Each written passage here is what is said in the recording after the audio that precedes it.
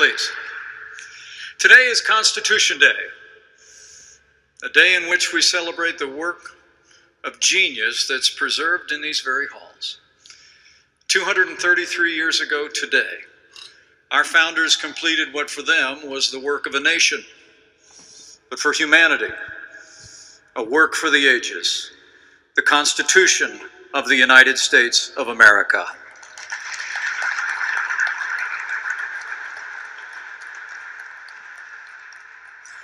For the first time in history, a government was founded by we the people to form a more perfect union, establish justice, ensure domestic tranquility, provide the common defense, promote the general welfare, and secure the blessings of liberty for themselves and their posterity.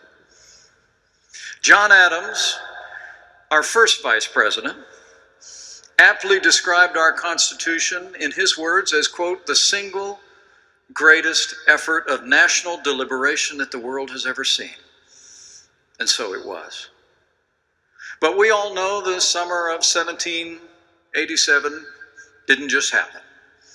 It was preceded by the summer of 1776 and the signing of our Declaration of Independence, whose magisterial words continue to echo into our time, that we as Americans hold certain truths to be self-evident, that all men are created equal and endowed by their Creator with certain inalienable rights, and that among these are life and liberty and the pursuit of happiness.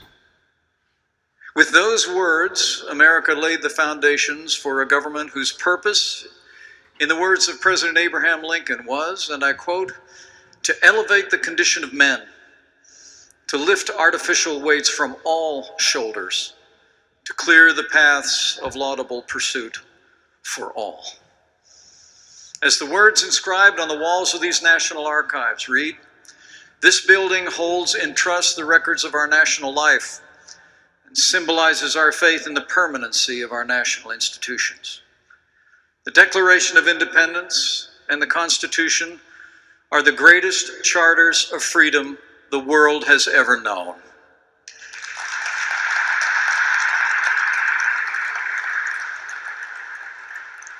The character of our people and the principles enshrined there are the reason for our nation's unparalleled success. And they remain the greatest bulwark against tyranny in history. And the reason is simple. Our founders knew history. Sadly, we live in a time when too many are forgetting history today. Thomas Jefferson warned that, quote, if a nation expects to be ignorant and free in a state of civilization, it expects what never was and never will be. But sadly, we live in a time when some seek to erase our history and deny our nation's relentless march toward a more perfect union. As President Trump has observed, in too many of our schools and universities, millions of young people are educated by those who seek to wipe out our history, defame our heroes, erase our values, and indoctrinate our children. But we gather here today, soon to hear from the President of the United States, as Americans who are committed to affirming the greatness of this nation and the ideals of our founders.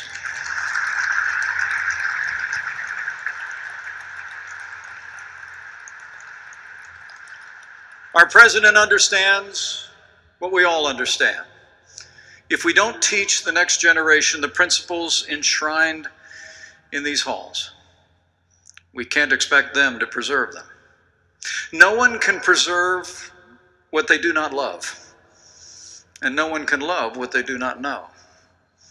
That's why on this Constitution Day, our president will reaffirm our commitment to the principles and liberties that this administration has championed from day one, and take measurable steps to ensure that future generations will continue to understand the historical and philosophical roots of our nation. What we do here today is a part of our ongoing commitment to ensure that the rising generation will be able to do their part, as we know they will, to preserve, protect, and defend the Constitution of the United States. And this we know they will do, because these principles are not just enshrined in these national archives, they're enshrined in the hearts of the American people. And I know these great principles will prevail, because like our president, I have faith in the American people. And I have faith that he who guided our founders on this day, 233 years ago, guides us still. For as the father of our Constitution, James Madison, reflected on this day, and I quote, "It is impossible not to perceive in it a finger of that almighty hand which has been so frequently and signally extended to our relief at critical stages of the revolution." So it's Constitution Day in America. And with gratitude to all of those who have gone before, and gratitude to all of you who are gathered here, who love and cherish our heritage of freedom, with gratitude to God who has ever guided the destiny of this land, and gratitude to a president who has ever championed the freedoms and ideals enshrined in this place, it is now my high honor and distinct privilege to introduce to you the 45th President of the United States of America, President Donald Trump.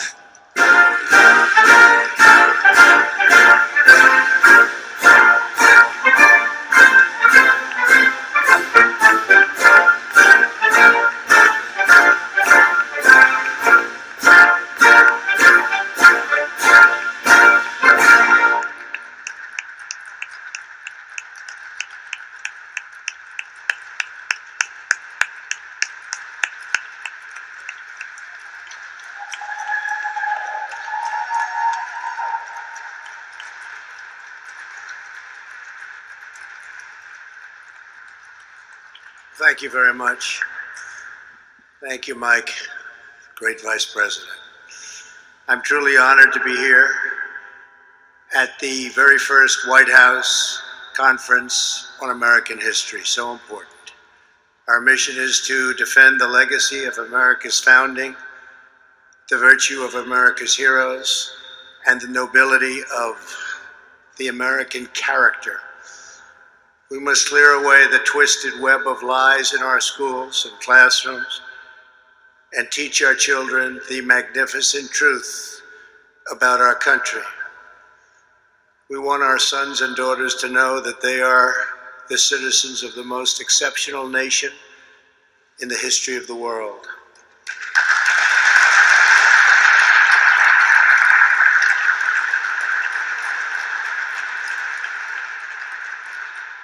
To grow up in America is to live in a land where anything is possible, where anyone can rise, and where any dream can come true, all because of the immortal principles of our nation's founders, inscribed nearly 2.5 centuries ago.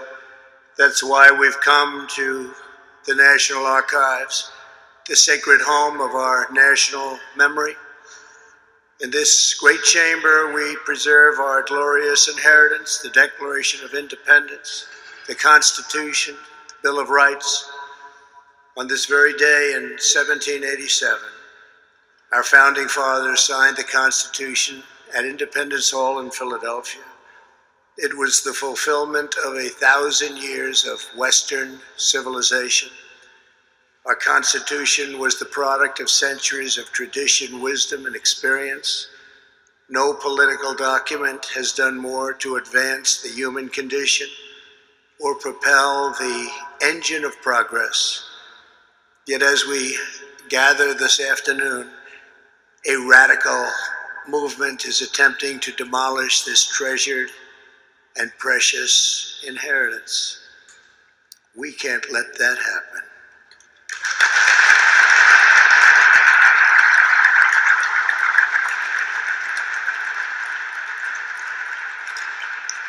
Left-wing mobs have torn down statues of our founders, desecrated our memorials, and carried out a campaign of violence and anarchy. Far-left demonstrators have chanted the words, "America was never great." The left has launched a vicious and violent assault on law enforcement, the universal symbol of the rule of law in America. These radicals have been aided and abetted by liberal politicians, establishment media, and even large corporations. Whether it is the mob on the street or the cancel culture in the boardroom, the goal is the same: to silence dissent, to scare you out of speaking the truth, and to bully Americans into abandoning their values, their heritage, and their very way of life. We are here today to declare that we will never submit to tyranny. We will reclaim our history and our country for citizens of every race, color, religion, and creed. The radicals burning American flags want to burn down the principles enshrined in our founding documents, including the bedrock principle of equal justice under law.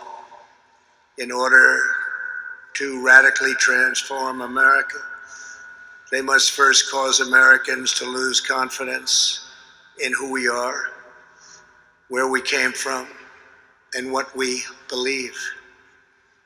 As I said at Mount Rushmore, which they would love to rip down and rip it down fast, that's never going to happen. 2 months ago, the left-wing cultural revolution is designed to overthrow the American Revolution. As many of you testified today, the left-wing rioting and mayhem are the direct result of decades of left-wing indoctrination in our schools. It's gone on far too long. Our children are instructed from propaganda tracks like those of Howard Zinn that try to make students ashamed of their own history. The left has warped, distorted, and defiled the American story with deceptions, falsehoods, and lies. There is no better example than the New York Times totally discredited 1619 Project. This project rewrites American history to teach our children that we were founded on the principle of oppression, not freedom. Nothing could be further from the truth. America's founding set in motion the unstoppable chain of events that abolished slavery, secured civil rights, defeated communism and fascism, and built the most fair, equal, and prosperous nation in human history.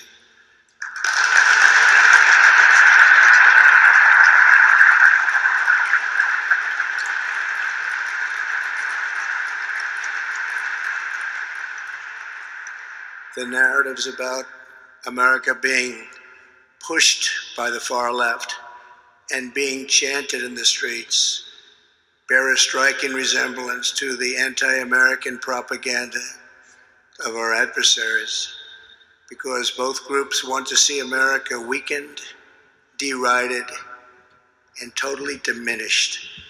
Students in our universities are inundated with critical race theory. This is a Marxist doctrine, holding that America is a wicked and racist nation, that even young children are complicit in oppression, and that our entire society must be radically transformed. Critical race theory is being forced into our children's schools.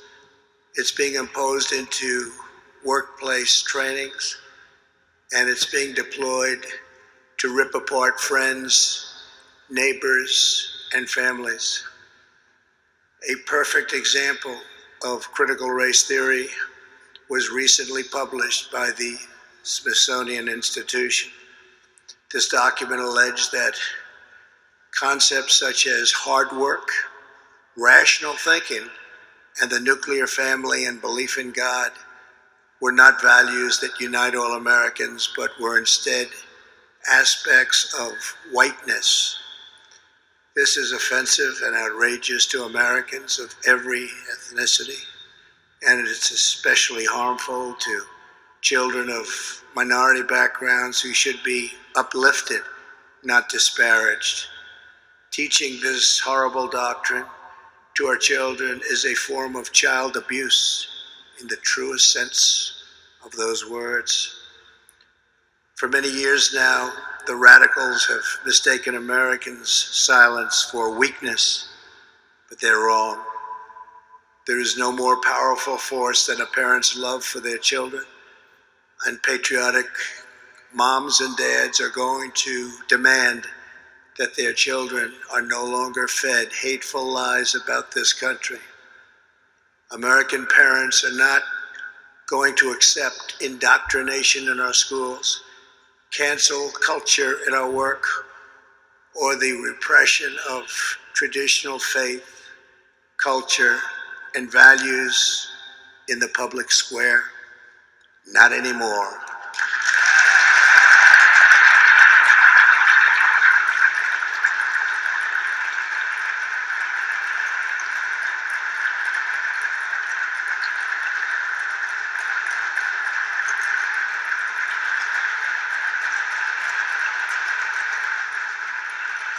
Thank you. Thank you.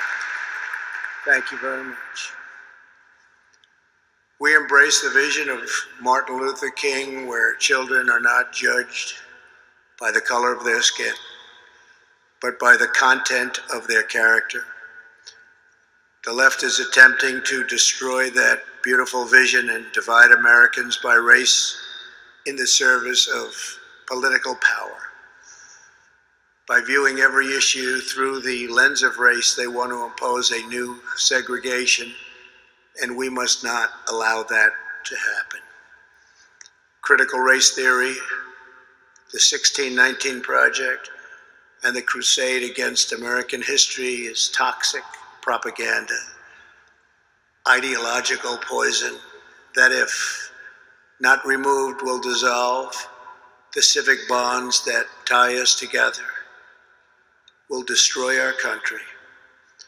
That is why I recently banned trainings in this prejudiced ideology from the federal government and banned it in the strongest manner possible.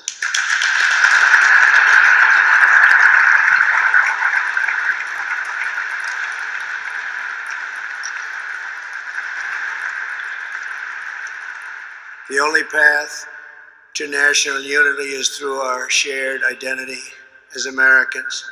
That is why it is so urgent that we finally restore patriotic education to our schools. Under our leadership, the National Endowment for the Humanities has awarded a grant to support the development of a pro-American curriculum that celebrates the truth about our nation's great history.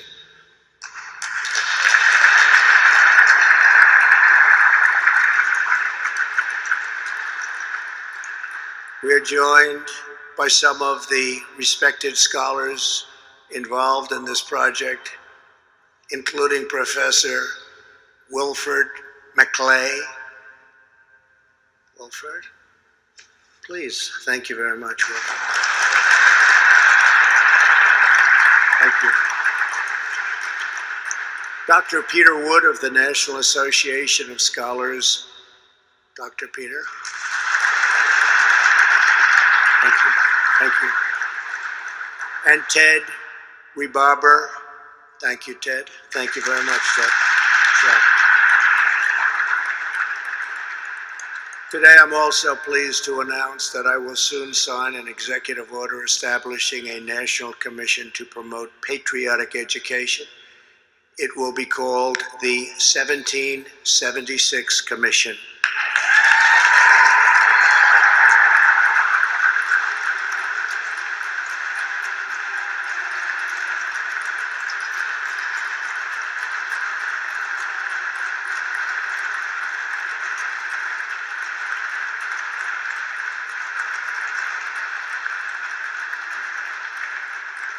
Thank you. It will encourage our educators to teach our children about the miracle of American history and make plans to honor the 250th anniversary of our founding. Think of that, 250 years. Recently, I also signed an executive order to establish the National Garden of American Heroes, a vast outdoor park that will feature the statues of the greatest Americans who have ever lived. Today, I'm announcing a new name for inclusion. One of the 56 signers of the Declaration of Independence was a patriot from Delaware. In July of 1776, the Continental Congress was deadlocked during the debate over independence. The delegation from Delaware was divided. Caesar Rodney was called upon to break the tie. Even though he was suffering from very advanced cancer, he was deathly ill. Rodney rode 80 miles through the night, through a severe thunderstorm, from Dover to Philadelphia, to cast his vote for independence. For nearly a century, a statue of one of Delaware's most beloved citizens stood in Rodney Square, right in the heart of Wilmington. But this past June, Caesar Rodney's statue was ordered removed by the mayor and local politicians as part of a radical purge of America's founding generation. Today, because of an order I signed, if you demolish a statue without permission, you immediately get 10 years in prison.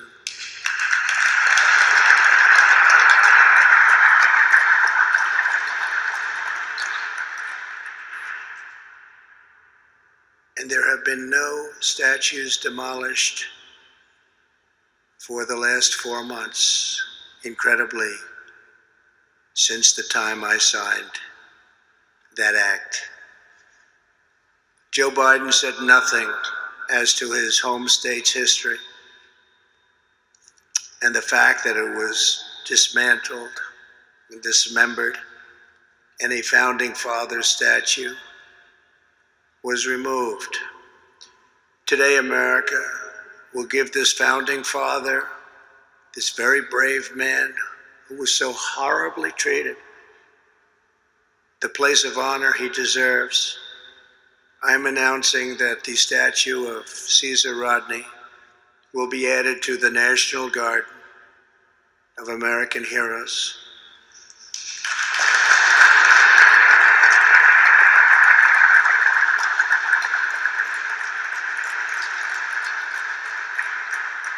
From Washington to Lincoln, from Jefferson to King, America has been home to some of the most incredible people who have ever lived. With the help of everyone here today, the legacy of 1776 will never be erased. Our heroes will never be forgotten. Our youth will be taught to love America with all of their heart and all of their soul. We will save this cherished inheritance for our children, for their children, and for every generation to come. This is a very important day. Thank you all once again for being here.